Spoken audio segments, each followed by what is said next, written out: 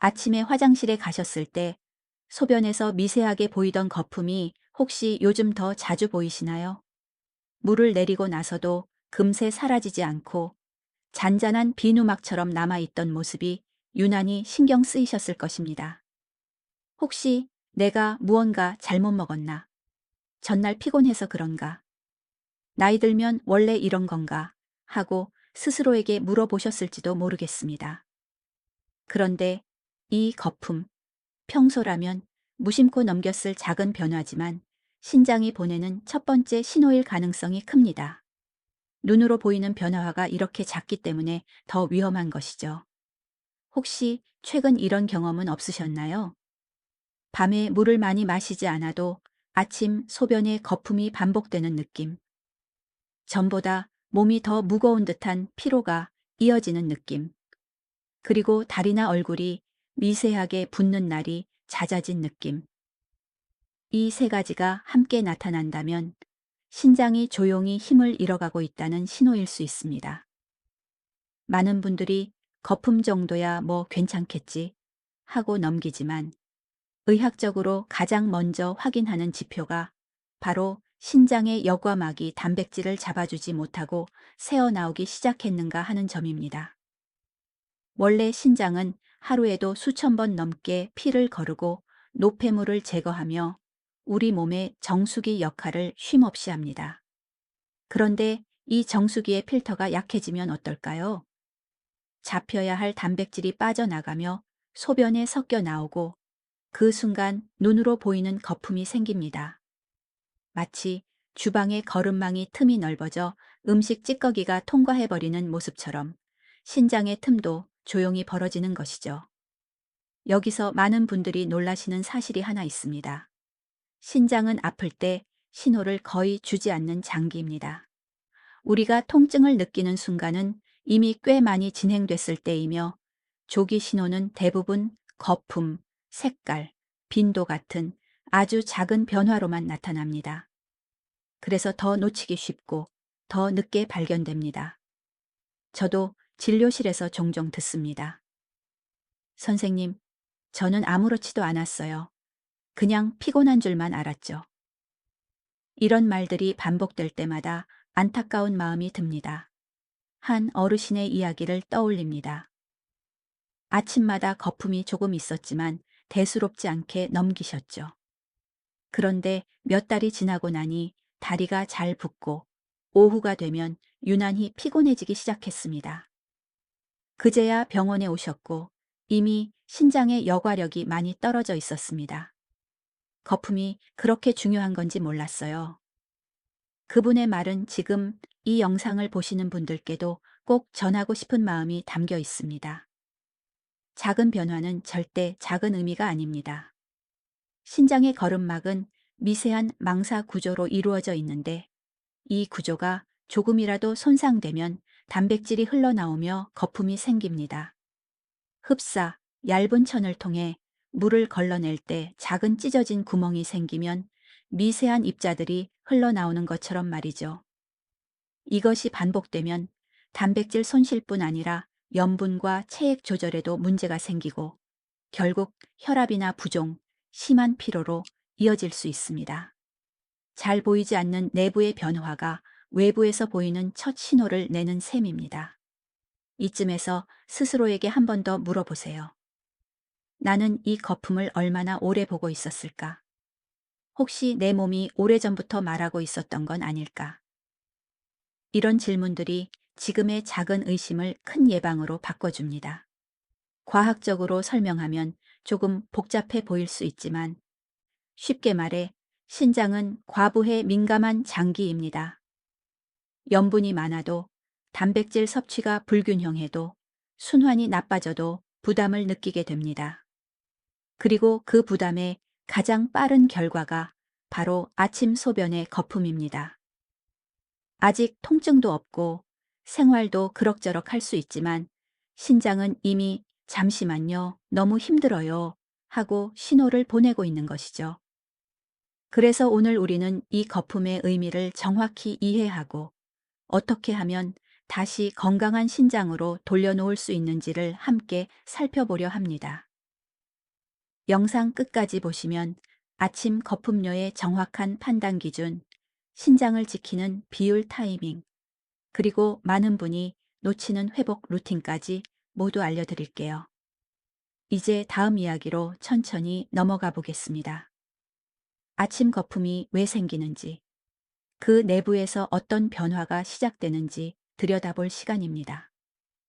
아침 소변에 나타나는 거품은 단순한 외관상의 변화가 아니라 몸속에서 어떤 일이 벌어지고 있는지를 보여주는 하나의 창문과 같습니다.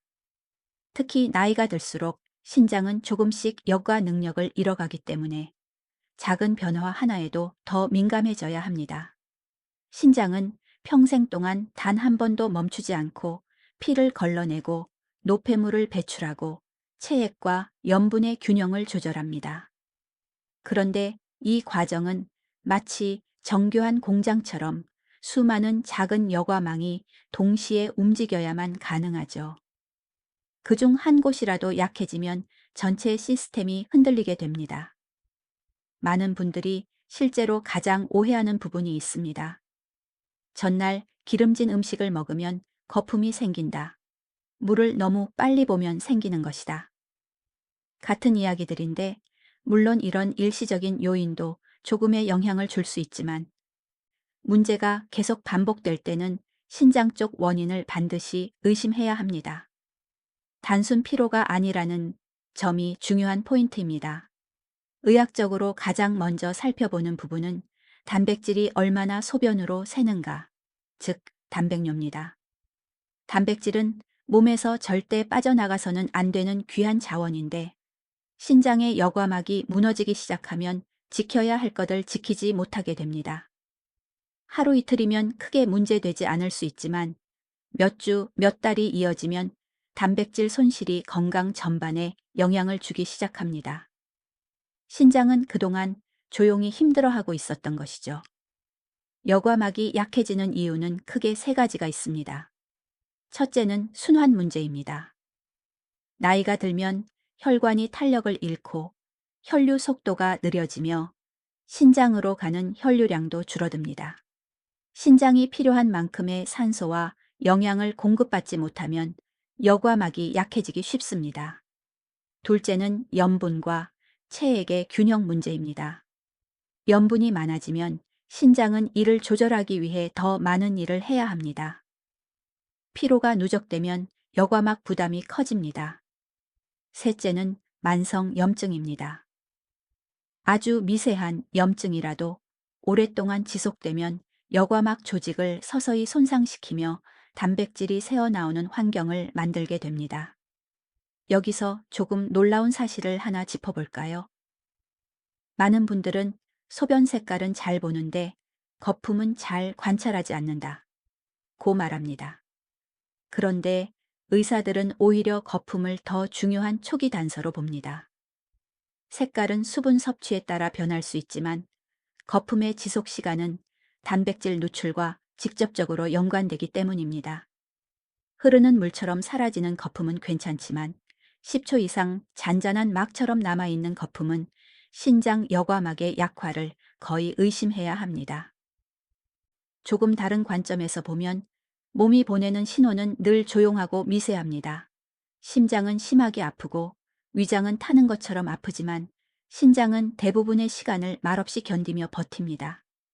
그래서 신장이 보내는 미묘한 신호는 더 주의 깊게 살펴야 합니다. 몸이 괜찮아 라고 말하고 있어도 신장은 다른 이야기를 하고 있을 수 있으니까요. 한번 상상해 보세요. 작은 구멍이 난 물주머니를 손가락으로 잠시 눌러 막을 수는 있지만 그 구멍이 점점 커진다면 결국 물이 새어나올 것입니다. 신장의 여과막도 이와 비슷합니다. 처음에는 아주 미세한 새어나옴이지만 방치하면 새어나오는 양이 늘어나며 거품은 더 뚜렷해지고 결국은 부종, 피로, 고혈압으로 이어지게 됩니다.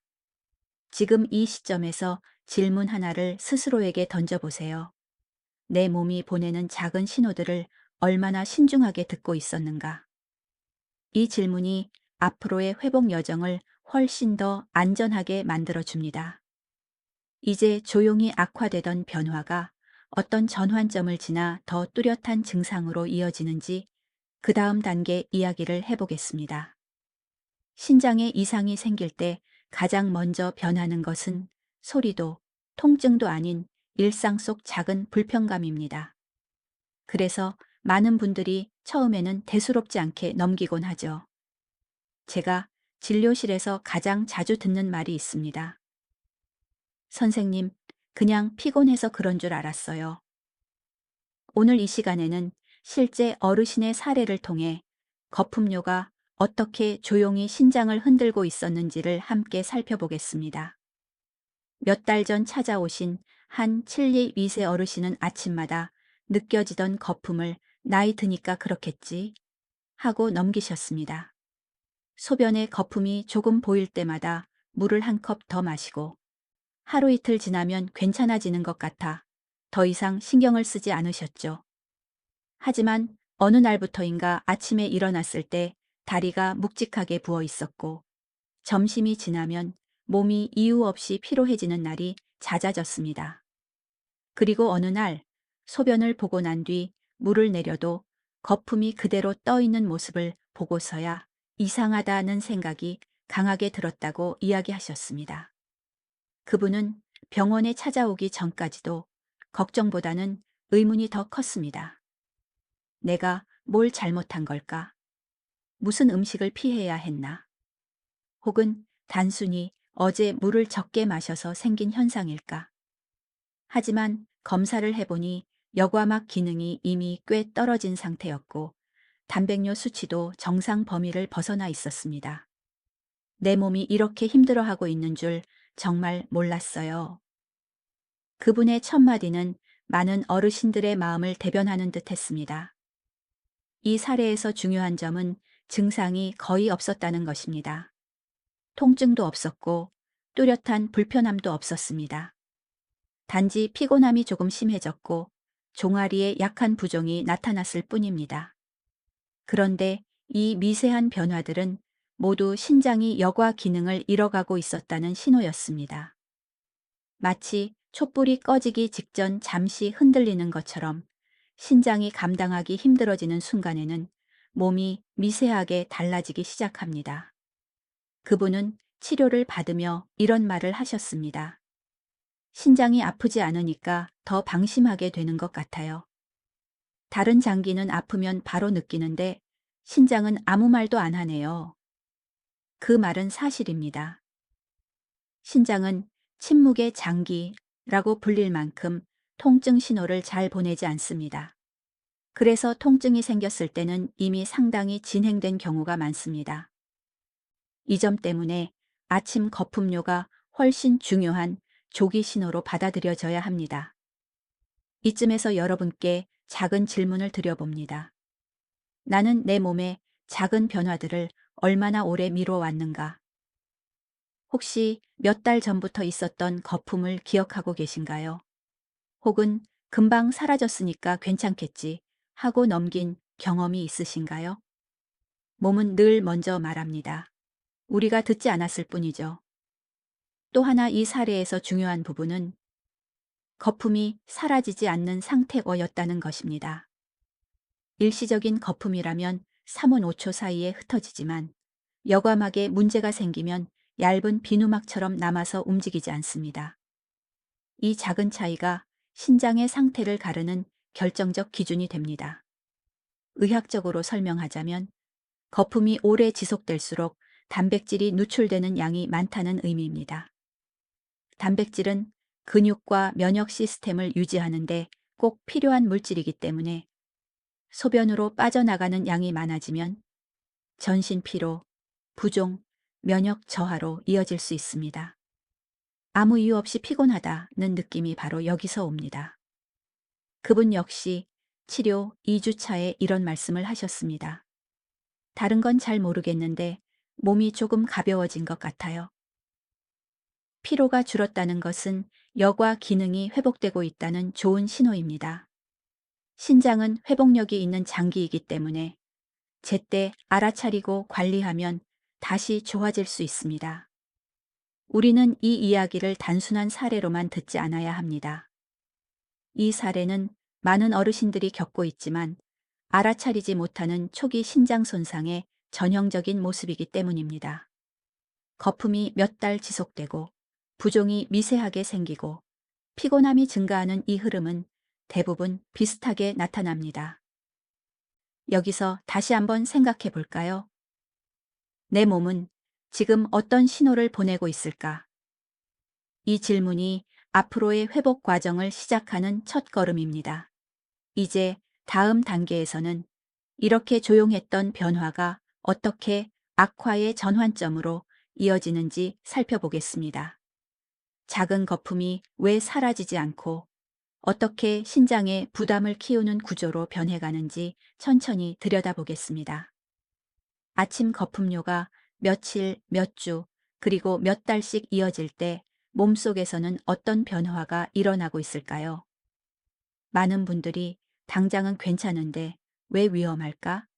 하고 의문을 품지만 이 시기부터 신장에서는 조용하지만 분명한 전환점이 생기기 시작합니다. 우리가 눈으로 확인하는 거품은 단지 표면에 드러난 현상일 뿐, 그 아래에서는 신장의 필터 구조가 천천히 무너지고 있다는 사실이 중요합니다. 먼저 신장의 여과막을 떠올려 봅시다. 미세한 구멍들이 일정한 크기로 배열돼 있어 필요한 영양소는 남겨두고 노폐물만 걸러내는 정교한 구조입니다. 그런데 만약 이 미세한 구멍이 반복적인 염분 과다, 고혈압, 당 조절 문제 또는 만성 염증에 의해 조금씩 넓어진다면 어떻게 될까요? 넘어와서는 안 되는 것이 넘어오고 그 양이 늘어나면서 거품은 더 오래, 더 진하게 남게 됩니다. 이때부터 신장은 본격적으로 과부하의 단계를 맞게 됩니다. 여과막이 손상되기 시작하면 단백질뿐 아니라 체액과 염분 균형을 조절하는 기능도 흔들리기 시작합니다. 신장은 몸의 체액 비율을 일정하게 유지하기 위해 계속 조절하는데 이 기능이 약해지면 부종, 체중 증가, 혈압 상승처럼 겉으로 드러나는 변화가 나타나기 쉬워집니다. 하지만 대부분은 이를 피곤해서 잠을 못 자서 날씨 때문이라고 오해하고 지나가곤 하죠. 실제로 많은 어르신들이 종아리가 조금 붓는데 예전보다 오래 간다는 경험을 하지만 이것이 신장의 이상이라고 생각하는 경우는 드뭅니다. 이 시기에 특히 중요한 점은 증상이 거의 없다는 것입니다. 신장은 고통 신호를 보내는 장기가 아니어서 여과막이 이미 손상되고 있음에도 특별한 통증은 느껴지지 않습니다. 그래서 신장의 이상은 느낌이 없는 질환으로 흔히 알려져 있습니다. 통증이 없기 때문에 방치하기 쉽고 방치하는 동안 여과막의 손상은 점점 누적됩니다. 여과력은 한번 크게 떨어지면 단기간에 회복되기 어렵기 때문에 이 조용한 악화 단계가 가장 위험한 시기라고 할 수 있습니다. 여기서 한 가지 반전 같은 사실이 있습니다. 신장 기능이 떨어지는 초기에 가장 먼저 무너지는 것은 여과력이 아니라 여분의 여유입니다. 신장은 여과력을 가지고 있어 어느 정도 손상이 있어도 기능을 유지할 수 있습니다. 하지만 여유가 사라지는 순간부터는 아주 작은 염분 과다, 일상의 피로, 간단한 탈수에도 몸이 크게 반응하기 시작합니다. 이때 거품이 더 자주, 더 오래 보이게 되고 부종이나 피로가 예전보다 쉽게 나타나게 됩니다. 제가 진료했던 또 다른 사례를 떠올립니다. 평소 건강하던 68세 남성분이었는데 아침마다 비누 거품처럼 남아있는 소변이 신경 쓰인다고 오셨습니다. 특별한 통증이 없어서 큰 문제는 아닐 거라 생각하셨죠. 하지만 검사에서 여과력 감소가 확인됐고 이미 신장은 자신의 여유를 거의 소진한 상태였습니다. 그분의 말씀이 아직도 기억납니다. 아무 느낌도 없으니까 병이 아니라는 착각을 했던 것 같아요. 바로 이런 순간이 전환점입니다. 겉으로는 안정돼 보이지만 내부에서는 균열이 더 크게 벌어질 준비를 하고 있는 단계이기 때문입니다. 여기서 여러분에게 작은 질문을 드립니다. 나는 하루 중 언제 거품을 가장 자주 보는가? 이 질문은 단순한 궁금증이 아니라 신장 상태를 판단하는 매우 중요한 기준이 됩니다. 특히 아침 첫 소변에 거품이 반복된다면 이는 밤새 신장이 충분히 휴식하지 못하고 여과 부담을 계속 받고 있다는 의미입니다. 즉, 밤사이 신장이 회복되지 못하고 있다는 신호입니다. 여과막 손상이 지속되면 몸은 서서히 다른 방식으로 균형을 맞추려 합니다. 염분을 과하게 배출하거나 반대로 보유하려고 하기도 하고 체액량을 조절하는 호르몬 분비도 흔들립니다. 이런 조절 과정이 반복되면 몸은 더 피로해지고 신장은 더 큰 에너지를 소모하게 됩니다. 결국 악순환이 시작되는 것이죠. 하지만 여기서 한 가지 희망적인 사실도 있습니다. 이 악화의 전환점은 되돌릴 수 있는 시점이기도 하다는 것. 아직 여과막 전체가 손상된 것은 아니고 회복력을 가진 세포들이 충분히 남아있는 단계입니다. 바로 지금이 조기 개입을 통해 신장을 안정시키고 다시 힘을 되찾게 할 수 있는 중요한 시간입니다. 다음 단계에서는 이 악화의 흐름을 끊기 위해 반드시 알아야 할 첫 번째 회복 원칙을 살펴보겠습니다. 신장의 여과력을 다시 안정시키기 위해 지금 당장 할 수 있는 구체적인 방법들이 시작됩니다. 신장의 문제가 조용히 시작될 때 가장 먼저 지켜야 하는 것은 복잡한 치료법이 아니라 여과력 그 자체를 보호하는 기본 원칙입니다. 신장은 과부에 약한 장기이기 때문에 일상에서 조금만 균형이 흐트러져도 쉽게 피로해집니다. 그래서 이 시기에 필요한 첫 번째 회복 원칙은 바로 먹으시, 신장의 일을 덜어주는 생활 구조를 만드는 것입니다. 여과막이 부담을 덜 받게 되면 손상 속도는 느려지고 회복을 위한 여유가 생기기 시작합니다. 우선 신장이 가장 힘들어하는 것은 체액과 염분 조절의 불균형입니다. 염분이 많아지면 혈액량이 늘어나고 신장은 증가한 체액을 조절하기 위해 더 큰 에너지를 소모하게 됩니다. 이 과정에서 여과막이 약해지면서 단백질이 빠져나오고 그 결과 거품은 더 오래, 더 자주 나타나게 됩니다. 그런데 많은 분들은 나는 짜게 먹지 않는다고 생각하시죠. 하지만 나이가 들수록 맛을 느끼는 감각이 둔해지기 때문에 본인도 모르게 염분 섭취가 늘어나는 경우가 매우 흔합니다. 평소보다 김치나 국물을 조금 더 떠먹는 것, 재래 음식의 감칠맛을 좋아하는 것만으로도 염분 섭취는 눈에 띄게 증가합니다. 여기서 중요한 사실 하나를 짚어볼까요? 신장은 염분을 빨리 배출하는 장기가 아니라 균형을 맞추는 장기입니다. 즉, 많이 먹었다고 해서 바로 다 배출되는 구조가 아닙니다. 신장은 염분과 체액의 비율을 유지하기 위해 천천히 조절하는데 이 과정이 반복적으로 부담되면 여과막은 점점 더 약해집니다. 그래서 첫 번째 회복 원칙은 염분을 줄인다가 아니라 염분 부담을 일정하게 유지한다.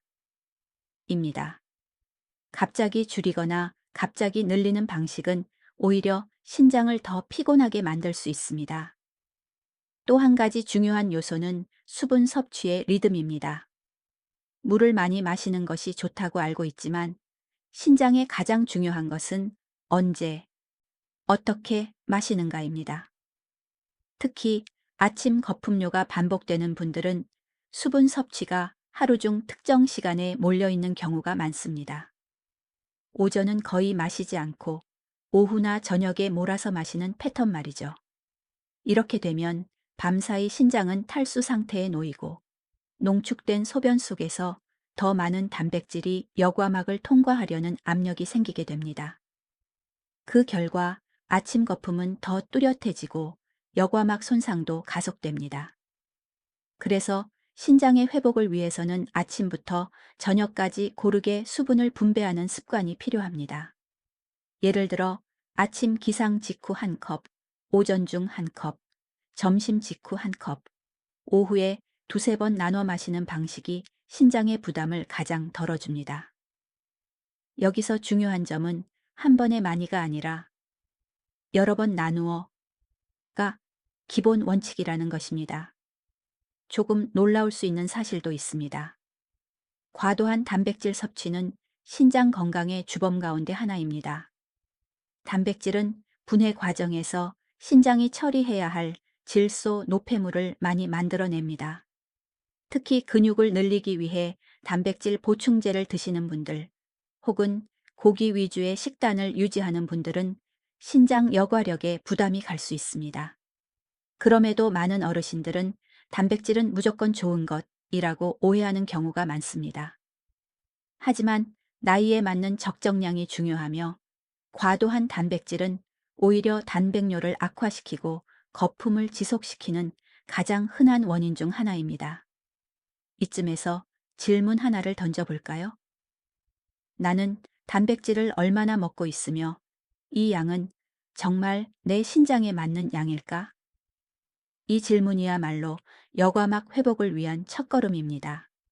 학계에서는 여전히 논쟁이 계속되는 부분도 있습니다. 일부 학자들은 고령층이 근감소를 막기 위해 더 많은 단백질이 필요하다고 주장하고, 다른 학자들은 신장 기능이 떨어지는 시기에는 과량 단백질이 위험하다고 강조합니다. 실제로 중요한 것은 양의 절대치가 아니라 내 신장이 감당할 수 있는 범위입니다. 신장이 약해지는 초기 단계에서는 단백질 보충제보다는 식품 기반의 단백질을 균형 있게 섭취하는 것이 훨씬 더 안전합니다. 여기에서 살짝 멈추고 몸의 감각을 떠올려 보세요. 최근 들어 부종이 잦아졌는지, 이유 없이 피로해졌는지, 단백질 보충제를 먹던 시기와 거품료가 시작된 시기가 비슷한지 말입니다. 작은 실마리가 이미 그 안에 숨어 있을 수 있습니다. 이제 첫 번째 회복 원칙의 핵심이 보이실 것입니다. 신장은 안정된 환경에서 가장 잘 회복합니다.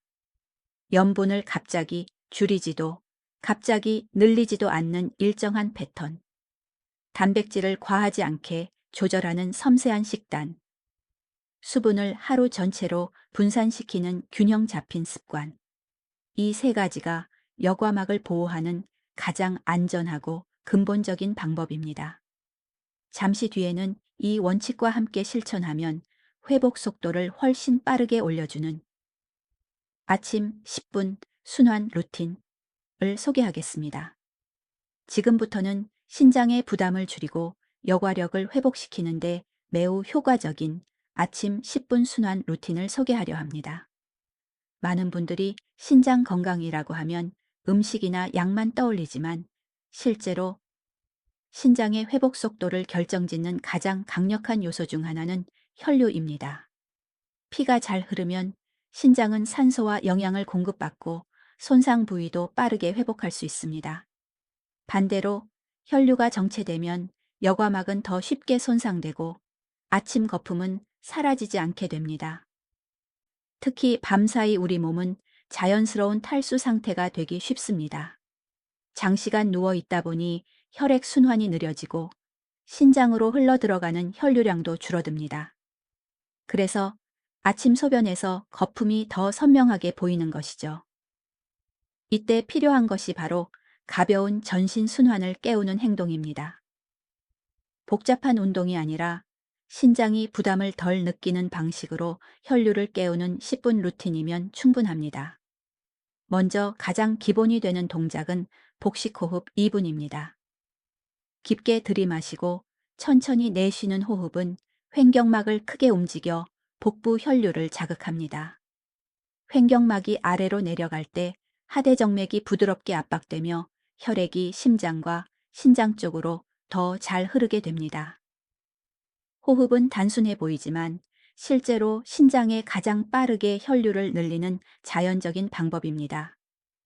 이때 중요한 점은 숨을 길게 내쉬며 긴장도 함께 풀어주는 것입니다. 몸의 긴장이 풀릴수록 혈류는 더 유연하게 움직입니다. 두 번째는 종아리 펌핑 동작 3분입니다. 종아리는 제2의 심장이라고 불릴 만큼 하체 혈액을 위로 올리는데 중요한 역할을 합니다. 종아리 근육을 가볍게 수축 이완시키기만 해도 혈액은 자연스럽게 상체로 올라오고 이는 곧 신장으로 유입되는 혈류 증가로 이어집니다. 의자에 앉아 발끝을 들었다 내렸다 반복하거나 바르게 서서 가볍게 발 뒤꿈치를 드는 동작만으로도 신장 혈류는 모액이 20%까지 증가한다고 보고된 바 있습니다. 이 단순한 움직임이 아침 거품을 줄이는데 의외로 큰 도움을 줍니다. 그리고 세 번째는 허리 옆면 늘리기 2분입니다. 신장은 허리 뒤쪽, 늑골 바로 아래에 자리하고 있습니다. 이 부위를 가볍게 늘려주면 주변 근육의 긴장이 풀리고 신장 주변의 혈액순환이 부드러워지기 시작합니다. 손을 머리 위로 올리고 천천히 좌우로 기울이는 동작만으로도 신장 공간이 열리는 듯한 느낌을 받는 분들이 많습니다. 실제로 한 방향으로만 오래 앉아 있던 분들이 이 동작을 하면 아침에 느끼는 허리 뻐근함이 조금씩 완화되기도 합니다. 마지막 네 번째는 따뜻한 손바닥 찜질 3분입니다. 양손을 비벼 따뜻하게 만든 뒤 허리 뒤 신장 부위에 가만히 올려두면 온기의 자극이 혈관을 확장시키고 미세 순환을 돕습니다. 이때 피부 바로 아래에서 느껴지는 온화한 따뜻함은 단순한 기분 전환이 아니라 실제로 신장 주변 혈류를 증가시키는 효과가 있습니다. 하루 3분만 투자해도 아침 거품이 줄었다고 말하는 분들이 굉장히 많습니다. 여기서 잠시 생각해 볼 질문이 하나 있습니다. 나는 하루 중 언제 내 몸을 위해 잠시 멈춰 본 적이 있었는가? 신장은 우리가 멈춰 주기를 바라는 장기입니다. 끊임없이 일하는 동안 단 10분의 휴식과 순환이 여과막을 지켜내는 힘이 됩니다. 이 순환 루틴에 대해 학계에서도 흥미로운 시각 차이가 존재합니다. 일부 전문가들은 운동이 신장 기능을 악화할 수 있다고 주장하지만 이는 격한 운동을 말합니다. 반면 부드러운 순환 운동은 신장 혈류를 개선해 여과력을 유지하는데 오히려 긍정적이라는 의견이 점점 더 늘어나고 있습니다. 특히 고령층에게는 가볍지만 지속 가능한 움직임이 신장 회복의 핵심으로 자리 잡고 있습니다. 10분 순환 루틴을 꾸준히 실천한 한 환자분은 이런 이야기를 하셨습니다. 아침 거품을 줄이는데 왜 운동이 필요할까? 처음엔 의아했는데 일주일 지나니까 몸이 가뿐해지고 거품도 확실히 줄었어요. 몸은 우리가 생각하는 것보다 훨씬 빠르게 변화를 반영합니다. 지금 이 영상을 보시는 분들께 살짝 부탁드리고 싶습니다. 이 내용이 부모님이나 친구분께 도움이 될 것 같다면 잠시 멈추고 공유 버튼을 눌러주세요. 작은 지식 한 조각이 누군가의 신장을 지키는 큰 기회가 될 수 있습니다. 다음 단계에서는 신장 회복 속도를 한층 더 높여주는 염증을 줄이는 하루 한 모금 습관을 살펴보겠습니다. 이 단계는 여과막을 더 부드럽게 보호하고 몸속 염증을 완화해 거품료를 더 빠르게 줄여주는 중요한 포인트입니다. 신장의 회복을 안정적으로 이어가기 위해 필요한 두 번째 원칙은 바로 염증을 줄이는 하루 한 모금 습관처입니다. 여과막 손상의 근본적인 악화 요인 중 하나가 바로 미세 염증이기 때문입니다. 겉으로는 전혀 느껴지지 않지만 신장 주변과 혈관 내벽에서는 조용한 염증 반응이 반복되고 있습니다. 이 염증이 쌓이면 여과막 조직은 점점 더 약해지고 단백질 누출은 늘어나며 결국 아침 거품은 쉽게 사라지지 않게 됩니다. 그래서 오늘 말씀드릴 이 한 모금 습관은 단순한 음료가 아니라 여과막을 보호하고 신장의 부담을 완화하는 작은 치료 과정입니다. 많은 분들이 염증을 줄이려면 약이나 특별한 음식이 필요하지 않냐고 생각하시지만 실제로 가장 효과적인 방식은 따뜻한 물 기반의 일일 한 모금 루틴입니다.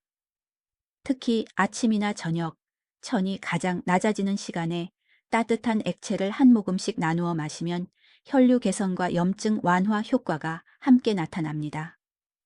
따뜻한 온도는 혈관을 부드럽게 확장시키고 장기 주변의 미세 순환을 활성화하며 신장이 처리해야 할 노폐물을 더 쉽게 이동시키는 데 도움을 줍니다. 그 중에서도 가장 좋은 방법은 따뜻한 생강물, 보리차 혹은 미지근한 레몬물 한 모금씩 나누어 마시는 방식입니다. 이 음료들은 장점이 명확합니다. 첫째, 몸을 따뜻하게 유지해 신장 주변 혈관을 열어주고, 둘째, 염증을 유발하는 활성산소를 완화하며, 셋째, 체액 균형을 부드럽게 조절해 아침 거품을 줄이는데 직접적인 영향을 미칩니다. 여기서 놀라운 점을 하나 짚어볼까요? 한 번에 많이 마시는 것보다 여러 번 나누어 마시는 것이 염증 완화에 훨씬 더 효과적입니다. 신장은 급격한 체액 증가를 가장 싫어합니다. 갑작스럽게 많은 양의 물을 마시면 오히려 부담이 되어 여과막에 스트레스를 줄 수 있습니다. 반면 한 모금씩 따뜻한 수분이 들어오면 신장은 체액 조절을 부드럽게 이어갈 수 있고, 이 과정에서 염증의 압력이 자연스럽게 낮아집니다. 이쯤에서 질문 하나를 드리고 싶습니다. 나는 물을 마실 때 한 번에 마시는가 아니면 나누어 마시는가? 대부분의 분들이 의외로 한 번에 마시는 패턴을 가지고 있습니다. 하지만 이 습관 한 가지만 바꿔도 아침 거품의 강도가 달라지는 분들이 많습니다. 실제로 한 74세 여성 환자분은 이런 말씀을 하셨습니다. 하루 종일 물을 거의 안 마시다가 저녁에 두세 컵을 몰아서 마셨는데 따뜻한 물을 조금씩 나눠 마시기 시작하니 아침에 거품이 확 줄기 시작했어요. 이 변화는 우연이 아니라 과학적 원리 때문입니다.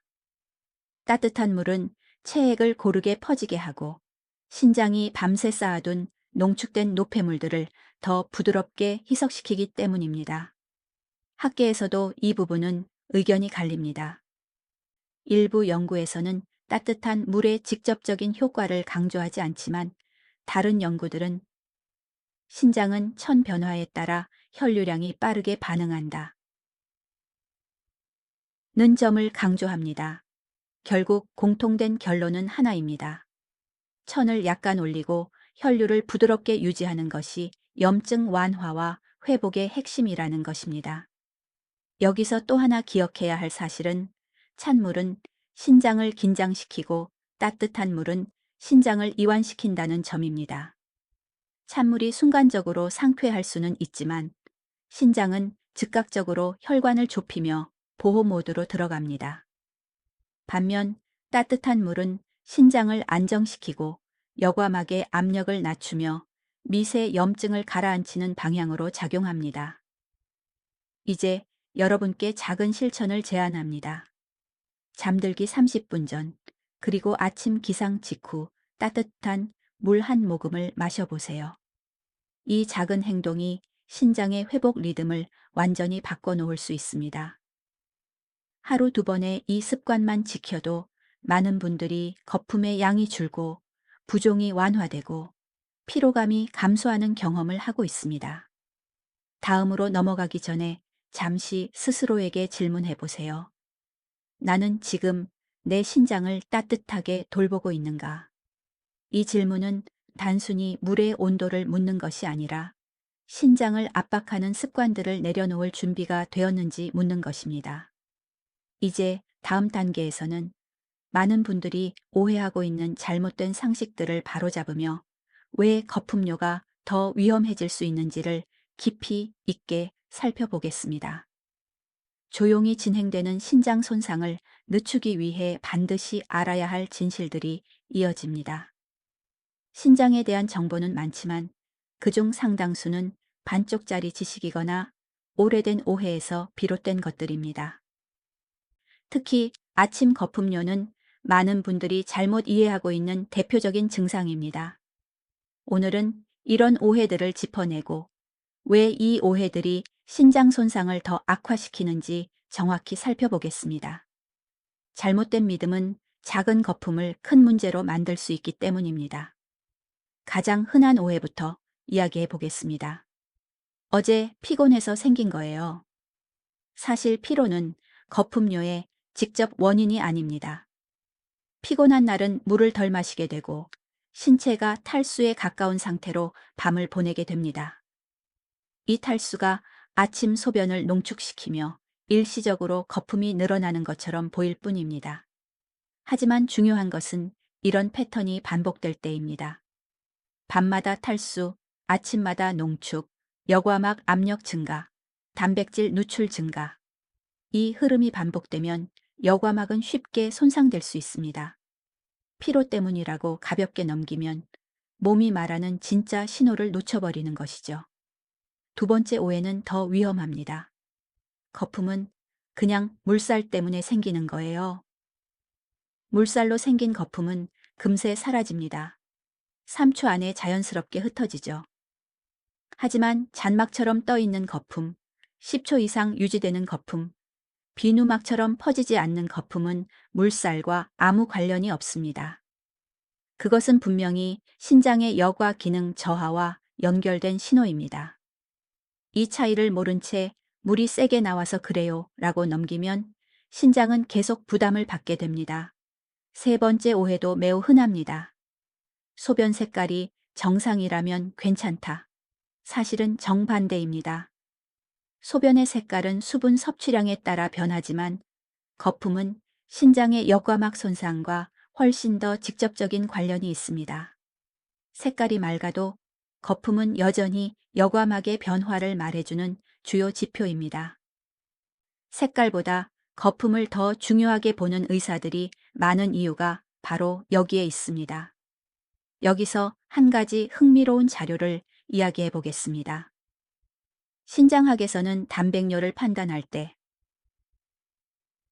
거품의 지속 시간 얏을 참고하는데 이 부분에서는 전문가들 사이에서도 의견이 갈립니다.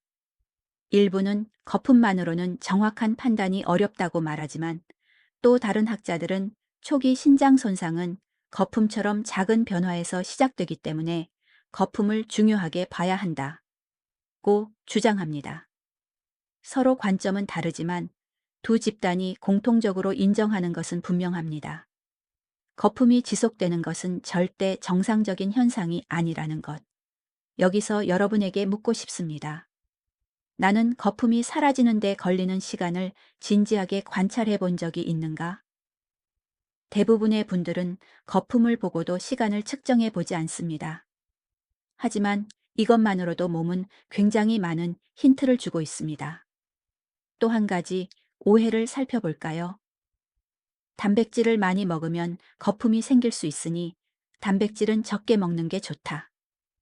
이 말은 반만 맞는 말입니다. 고농도 단백질 식단이나 단백질 보충제는 신장 부담을 늘릴 수 있지만 너무 적게 먹으면 오히려 신장 회복에 필요한 면역력과 근육량이 떨어져 회복이 더 느려집니다. 즉, 문제는 단백질의 양이 아니라 신장이 감당할 수 있는 적정량입니다. 또한 단백질 섭취 후 일시적으로 거품이 늘어날 수는 있지만 이 거품은 빠르게 사라지는 것이 특징입니다. 반대로 10초 이상 지속된다면 그것은 단백질 식사의 영향이 아니라 여과막 손상의 징조입니다. 이쯤에서 작은 질문을 던져보겠습니다. 나는 어떤 기준으로 내 몸의 변화를 판단하고 있었을까? 근거 없는 상식인지 신장이 보내는 진짜 신호인지 구별하는 것이 신장 회복의 첫걸음입니다. 마지막으로 중요한 오해 하나를 더 짚어보겠습니다. 통증이 없으니까 아직은 괜찮다. 이 말은 신장 질환에서 가장 위험한 생각입니다. 신장은 통증 신호를 거의 보내지 않는 장기입니다. 그래서 통증이 생겼다는 것은 이미 손상이 상당히 진행됐다는 의미입니다. 통증이 없다는 이유로 안심하면 가장 중요한 회복 시기를 놓칠 수 있습니다. 이제 오해들을 바로잡았으니 다음 단계에서는 아침 거품료를 더 빠르게 줄여주는 실용적인 생활 습관들을 소개하겠습니다. 복잡한 방법이 아니라 오늘부터 바로 실천할 수 있는 작은 행동들이 신장의 부담을 얼마나 가볍게 만드는지 느끼게 되실 겁니다. 지금까지 우리는 아침 거품료가 말해주는 신장의 메시지, 그리고 그 원인을 이해하고 회복을 위한 두 가지 핵심 원칙을 살펴봤습니다. 이제부터는 오늘 당장 시작해도 효과가 나타나는 작은 생활 습관들을 정리해 보겠습니다. 이 습관들은 복잡하지 않지만 신장의 부담을 확실히 줄여주고 여과막을 보호하는 데 큰 역할을 합니다. 실제로 많은 분들이 이 작은 변화들만 실천해도 거품이 줄고 부종이 가라앉고 몸이 훨씬 가벼워졌다고 이야기합니다. 1. 아침 첫 소변 후 바로 물 한 컵이 아니라 세 모금 나누기. 대부분 사람들은 아침에 일어나자마자 물 한 컵을 들이켜야 좋다고 알고 있습니다. 하지만 신장에게는 한 번에 많은 양이 들어오는 것보다 여러 번 나누어 들어오는 것이 훨씬 안전합니다. 아침에 갑자기 체액이 확 늘어나면 여과막이 순간적으로 압력을 받게 되고 이때 단백질 누출이 더 증가할 수 있습니다. 따라서 첫 10분 동안은 한 컵이 아닌 3번의 따뜻한 모금으로 나누는 것이 훨씬 좋습니다. 이 작은 변화만으로도 아침 거품이 빠르게 줄어드는 사례가 매우 많습니다. 2. 허리 뒤 30초 따뜻하게 하기. 습관 신장은 허리 뒤쪽 늑골 아래에 위치한 만큼 이 부위를 따뜻하게 유지하는 것은 혈류 개선에 매우 도움이 됩니다. 아침에 손바닥을 비벼 따뜻하게 만든 뒤 30초만 허리 뒤쪽에 올려두면 그 순간 미세한 혈관이 열리면서 신장 주변 순환이 살아납니다. 특히 손발이 찬 분들은 이 동작을 더 효과적으로 느끼게 됩니다. 천이 올라가면 신장의 미세 염증이 완화되는데도 도움을 줍니다. 여기서 질문 하나를 떠올려 보세요. 나는 하루 중 허리가 차가워지는 순간이 언제였을까? 그 시간을 파악하는 것만으로도 신장 관리의 질이 달라집니다. 3. 저녁 식사 후 5분 걷기. 가장 즉각적인 붓기 완화.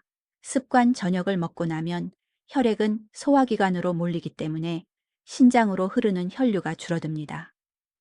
이때 가볍게 15분만 걷는 습관을 더하면 혈류는 다시 고르게 분배되고 신장은 과부하를 덜 받게 됩니다.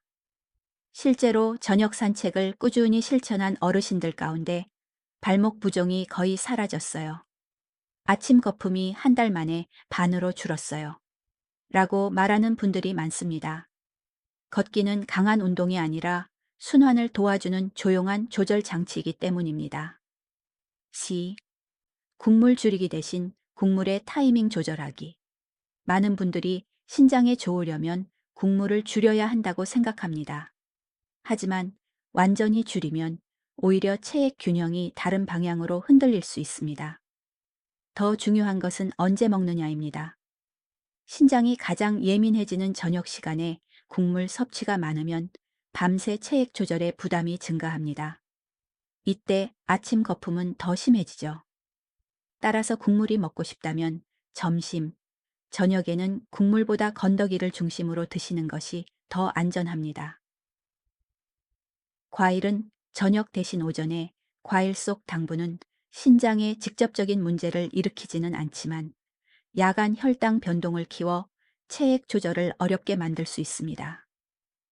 특히 밤에 과일을 먹는 습관이 있는 분들은 아침 거품이 더 자주 나타나는 경향이 있습니다. 가능하면 과일은 오전 또는 점심 이후가 좋습니다. 이렇게만 조절해도 아침에 부종과 거품이 함께 줄어든 사례가 많습니다. 늦은 물 마시기. 습관은 반드시 조절하기 잠들기 직전 물을 많이 마시면 밤사이 체액이 늘어나 신장이 쉴 틈을 잃게 됩니다. 신장은 밤에 회복해야 하는데 이 회복 시간이 부족해지면 다음 날 아침 거품료가 더 심해질 수 있습니다. 따라서 물은 잠들기 최소 1시간 전에 마치는 것이 좋습니다. 갈증이 나더라도 한 모금만 가볍게 드시는 것이 안전합니다. 7. 작은 스트레스 완화, 루틴 만들기. 신장은 스트레스 호르몬의 영향을 많이 받습니다. 스트레스가 높아지면 혈관이 수축되고 혈류가 감소하며 여과막의 압력이 증가합니다. 잠들기 전 1분 복식 호흡, 30초 손목 이완, 짧은 명상 10초. 이 정도만 해도 긴장이 풀리며 신장이 더 편안한 밤을 보내게 됩니다. 한 어르신은 이렇게 말했습니다. 잠들기 전에 1분만 호흡을 바꿔도 다음 날 아침 거품이 확 줄더라고요. 작은 변화가 이렇게 큰 차이를 만들어냅니다. 이처럼 신장을 지키는 생활 습관은 생각보다 단순합니다. 비싼 약이나 거창한 치료가 아니라 몸을 안정시키고 순환을 부드럽게 하고 체액을 균형 있게 관리하는 작은 선택들이 신장의 부담을 줄이는 핵심입니다. 이제 다음 단계에서는 어떤 분들이 특히 조심해야 하는가, 즉, 신장 부담을 악화시키는 조건과 위험군을 자세히 살펴보겠습니다. 신장 문제는 조용히 진행되는 만큼 누가 더 취약한지 아는 것이 회복의 중요한 기준이 됩니다. 신장 문제는 조용히 진행되기 때문에 어떤 사람이 더 조심해야 하는가를 아는 것이 매우 중요합니다. 증상이 거의 없다는 특성 때문에 위험군에 속하는 분들은 특별히 더 세심한 관찰이 필요합니다. 아침 거품료가 반복된다면 이 위험군에 해당하는지 스스로 확인해 보는 것만으로도 조기 발견과 회복의 가능성이 크게 달라집니다. 가장 먼저 주의해야 할 그룹은 당 조절에 어려움을 겪고 있는 분들입니다. 혈당이 들쭉날쭉하면 혈관 내벽이 쉽게 손상되고 미세한 염증이 반복됩니다. 이 염증이 결국 신장의 여과막까지 영향을 주게 되죠. 실제로 많은 당뇨 환자분들이 색깔은 괜찮은데 거품이 많아졌어요 라고 말합니다. 이는 혈당 변동이 신장에 조용히 압력을 주고 있다는 신호일 수 있습니다. 이때는 거품의 변화가 특히 중요한 경고음이 됩니다. 두 번째로 조심해야 할 그룹은 고혈압을 오래 앓고 계신 분들입니다. 혈압이 높아지면 신장으로 들어가는 혈류 압력 역시 증가합니다. 여과막은 일정한 압력 아래에서 가장 안정적으로 작동하는데 높은 압력이 반복되면 결국 그 미세한 구조가 약해지고 손상 속도가 빨라집니다. 많은 분들이 혈압만 관리하면 되는 줄 알았다고 말하지만 고혈압은 사실 신장 기능 저하의 가장 흔한 동반 요인 중 하나입니다. 혈압 변화가 심한 날에 거품이 더 늘어났다면 반드시 주목해야 합니다. 세 번째 그룹은 고염식, 국물 위주 식사를 좋아하는 분들입니다. 맛을 느끼는 감각이 둔해지는 고령층에서는 본인도 모르게 염분을 더 섭취하게 되는 경우가 흔합니다. 염분이 많아지면 신장은 체액의 균형을 맞추기 위해 과부하 상태에 놓입니다. 이는 여과막의 부담을 증가시키고 장기적으로 단백뇨를 유발할 가능성이 커집니다. 특히 저녁 시간에 국물을 많이 드시는 분들은 다음 날 아침 거품이 더욱 뚜렷해질 수 있습니다. 네 번째로 단백질 보충제를 꾸준히 드시는 분들도 주의가 필요합니다. 고령층에서는 근감소를 걱정해 단백질을 늘리려는 분들이 많습니다. 하지만 신장이 이미 약해진 상태라면 단백질 보충제는 여과막에 상당한 부담을 줄 수 있습니다. 단백질 자체는 몸에 꼭 필요한 영양소지만 문제는 양과 시기입니다. 필요량을 넘어서 섭취하면 신장은 분해 과정에서 발생하는 질소, 노폐물을 처리하기 위해 더 많은 일을 해야 하고 이는 곧 여과막 압력 증가로 이어집니다. 단백질 섭취 후 거품이 갑자기 많아졌다면 그 신호를 반드시 기억해야 합니다. 다섯 번째 그룹은 야간 탈수가 반복되는 분들입니다. 밤새 물을 거의 마시지 않거나 늦은 저녁에 짠 음식을 먹고 자는 습관이 있는 경우가 여기에 해당합니다. 밤사이 체내 수분이 감소하면 소변은 농축되고 아침 거품은 더 두드러질 수밖에 없습니다. 여과막도 이 농축된 소변 환경 속에서 더 많은 압력을 받게 되고 반복될수록 손상 가능성은 높아집니다. 아침 첫 소변에 거품이 생기기 쉬운 분들은 바로 이 패턴을 갖고 있는 경우가 많습니다. 여섯 번째로 만성 스트레스가 높은 분들도 위험군에 포함됩니다. 스트레스 호르몬은 혈관을 수축시키고 혈압을 순간적으로 상승시키는 역할을 합니다. 이런 변화는 신장을 피로하게 만들고 여과막의 긴장을 증가시킵니다. 스트레스가 많은 시기에 거품이 갑자기 많아진 경험이 있다면 이는 단순한 우연이 아닙니다. 신장은 스트레스의 영향을 상당히 직접적으로 받는 장기입니다. 여기서 한번 스스로에게 질문해 보세요. 나는 이 위험군 중 어디에 해당하는가? 이 질문 하나만으로도 앞으로의 관리 방향이 분명해지고 아침 거품료가 말하는 신호를 훨씬 더 정확하게 해석할 수 있습니다. 흥미로운 점은 의학계에서도 이러한 위험군에 대한 접근 방식에 의견 차이가 있다는 것입니다. 일부 전문가는 위험군에 속한다고 무조건 신장 문제가 생기는 것은 아니다 라고 주장하지만 다른 전문가들은 위험군에 속한다면 미세 신호라도 반드시 관리해야 한다고 강조합니다. 어느 쪽이든 거품료는 신장이 보내는 가장 조용하지만 확실한 신호라는 사실에는 모두가 동의합니다. 지금까지 위험군을 살펴본 이유는 단순히 걱정을 드리기 위함이 아닙니다. 오히려 반대입니다. 위험군을 정확히 알면 회복 전략을 훨씬 빠르게 세울 수 있기 때문입니다. 다음 단계에서는 드디어 오늘부터 실천 가능한 7일 회복 계획을 구체적으로 안내 드리겠습니다. 거품료를 줄이고 신장의 여과력을 지켜내기 위해 어떤 패턴으로 일주일을 구성하면 좋을지 하나씩 풀어보겠습니다. 이제 본격적으로 오늘부터 따라 할 수 있는 7일 회복 계획을 말씀드리겠습니다.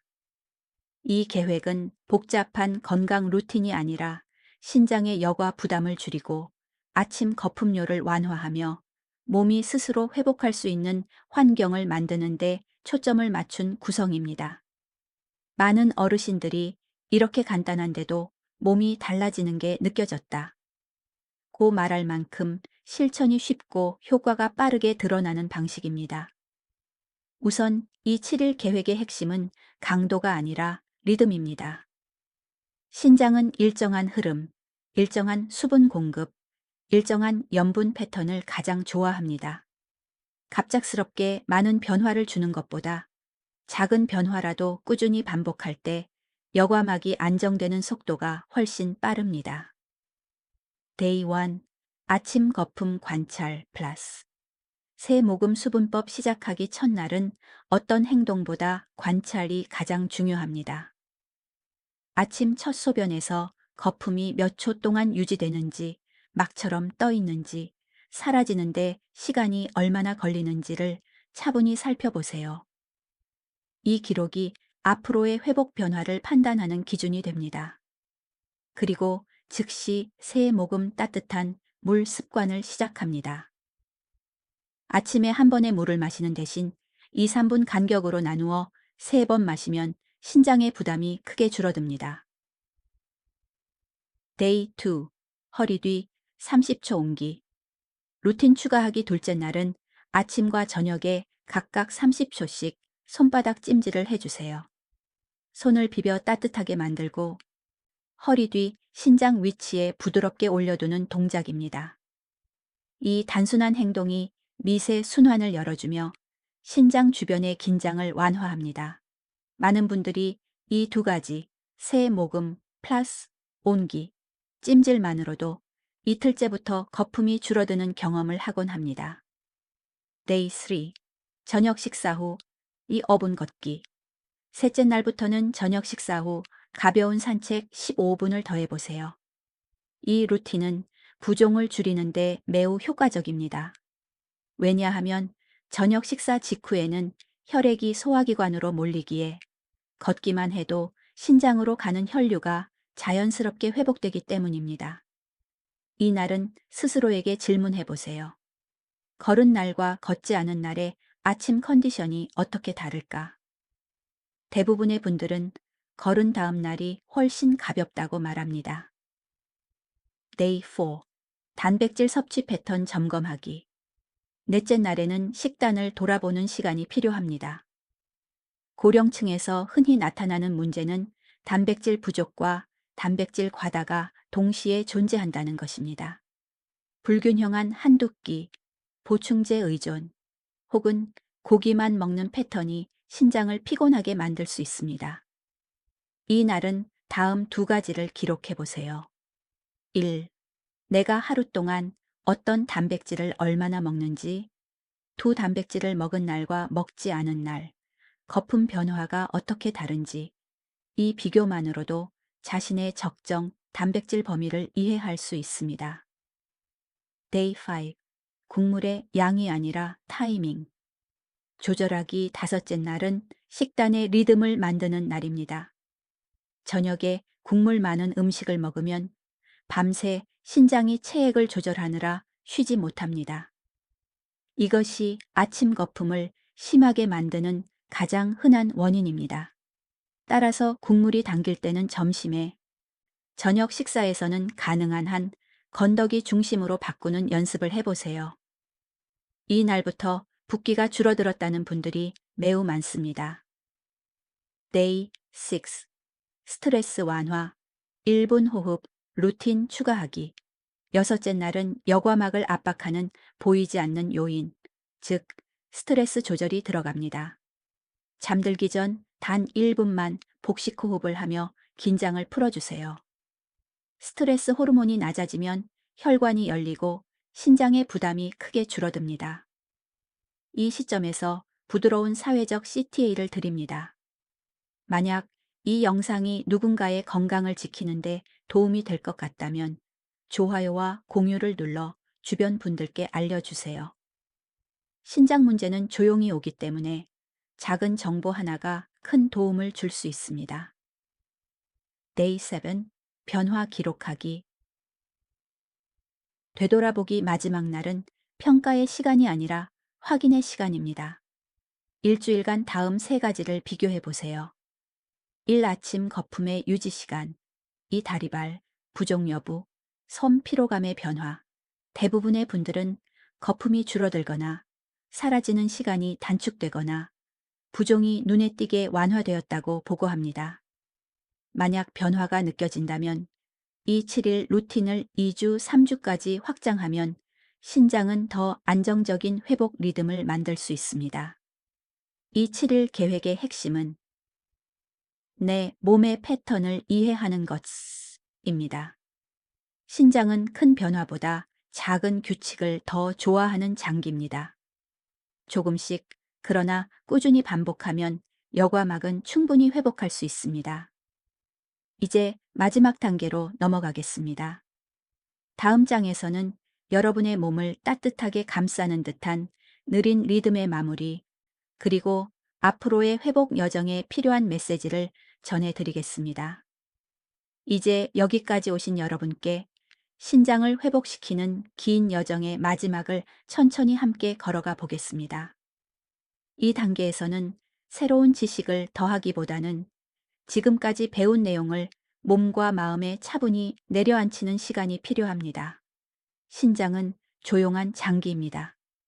회복도 소리 없이 이루어지고 변화도 서서히 찾아옵니다.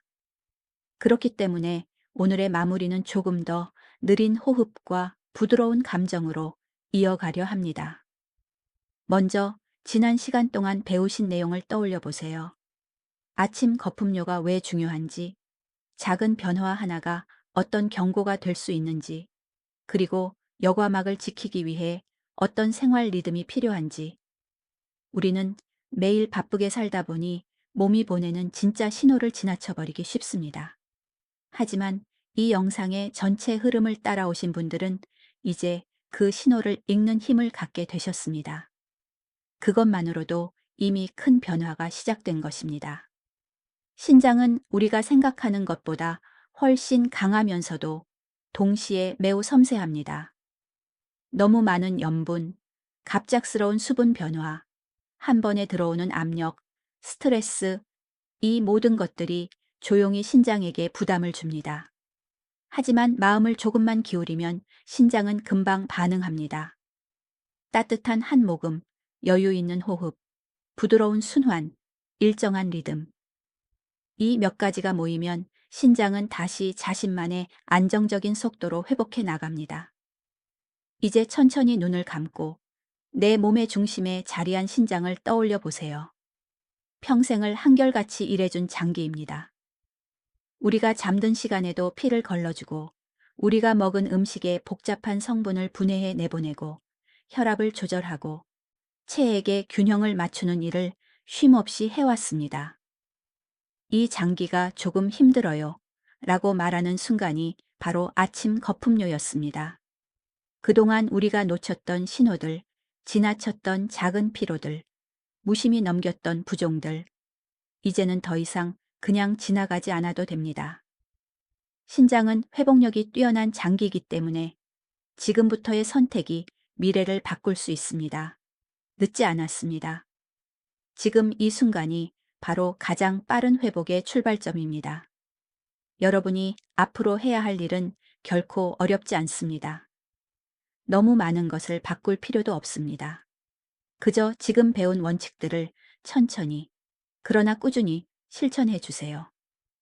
아침의 작은 관찰, 새 모금의 따뜻한 물, 저녁에 5분 걷기, 허리 뒤옮기, 단백질과 염분의 균형, 스트레스를 내려놓는 1분 호흡, 이 작은 행동들이 모여 신장의 여과막은 조금씩 안정되고 아침의 거품은 서서히 옅어지며 몸의 부종은 줄어들고 하루의 피로는 덜어집니다. 이 변화는 아주 미세하지만 어느 순간 여러분은 분명 이렇게 말하게 될 것입니다. 몸이 한결 가벼워졌어요. 혹시 지금 이 영상을 보고 계시면서 걱정이나 두려움이 마음속에 남아 있을 수도 있습니다. 혹시 이미 늦은 건 아닐까? 내 신장은 얼마나 손상된 걸까? 이 변화만으로도 정말 좋아질 수 있을까? 이런 생각들이 스쳐가는 건 너무나 자연스러운 일입니다. 하지만 기억하세요. 신장의 손상은 조용히 진행되지만 회복 역시 조용히 그리고 확실하게 진행됩니다. 몸은 우리가 생각하는 것보다 훨씬 지혜롭고 스스로 회복할 수 있는 힘을 가지고 있습니다. 이제 마지막으로 여러분께 하나의 제안을 드리겠습니다. 오늘부터 7일간 아주 작은 변화를 꾸준히 실천해 보세요. 이를 Day One Shot Seven 챌린지라고 부릅니다. 아침 거품의 지속 시간, 부종의 변화, 몸의 피로도, 이 세 가지를 일주일 동안 기록해 보는 것입니다. 작은 변화가 기록 속에서 드러나기 시작하면 그때 여러분은 신장이 회복되고 있다는 확실한 감각을 갖게 됩니다. 이제 영상의 마지막에 가까워졌습니다. 만약 이 내용이 여러분에게 도움이 되었다면 댓글로 Day 7 챌린지 시작 이라고 적어주세요. 여러분이 어떤 변화를 느끼는지, 일주일 뒤 어떤 몸을 만나게 되는지 함께 지켜보고 응원하겠습니다. 오늘도 제 목소리를 끝까지 들어주셔서 감사합니다. 여러분의 신장이 더 따뜻해지고, 더 편안해지고, 더 건강해지는 날들을 진심으로 응원합니다.